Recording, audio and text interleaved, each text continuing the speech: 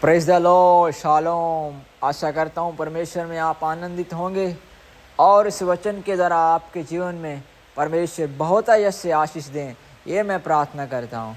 और परमेश्वर की वाणी, परमेश्वर का वचन आपके मध्य में मैं रखना चाहता हूँ और इस वचन के द्वारा परमेश्वर आपके जीवन में उस अभिषेक की सामर्थ्य को और जो आर्थिक रूप से जो आपको ज़रूरत है, परमेश्वर इस वचन के द्वारा आपके जीवन में कार्य करे। एक ऐसे चरित्र के बारे में हम आज जानेंगे कि किस प्रकार परमेश्वर ने एक ऐसे व्यक्ति को चुनता है जो नबी के रूप में परमेश्वर के सामने परमेश्वर की सेवकाई को करता है और वो अपने पिता के घराने में सबसे छोटा है। जब परमेश्वर उससे बातें करते हैं और मनाशे के गोत्र में से है। स्थिति इस प्रकार है कि इज़राइली परमेश्वर से आशीष पाने के पश्चात उनका मन पूरी तरह से परमेश्वर से दूर हट जाता है और वो अन्य आराधना में चले जाते हैं।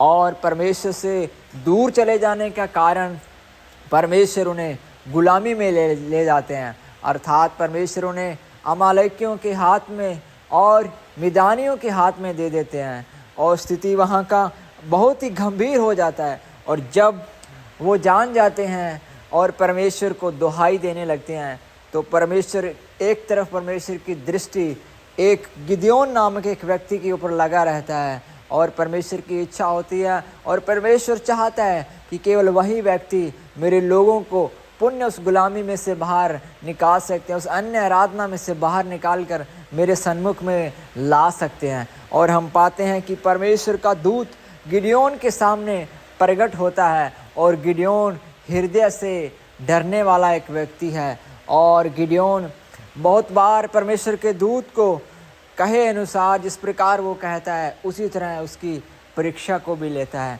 बहुत बार मसीह जीवन भी परमेश्वर है करके, जीवित है करके परमेश्वर का बहुत बार हम टेस्ट करते हैं और हमें अपने जीवन में परमेश्वर को कभी नहीं परखना चाहिए। परमेश्वर का वचन चाहिए कहता है कि परख कर देखो यहोवा कैसा भला है। लेकिन स्थितियाँ चाहे कितनी भी गंभीर क्यों ना हो जाए, हमारी आंखें परमेश्वर पर लगी रहनी चाहिए। इस प्रकार दानियल खड़ा रहा, उसके मित्र खड़े रहे, उसी तरह।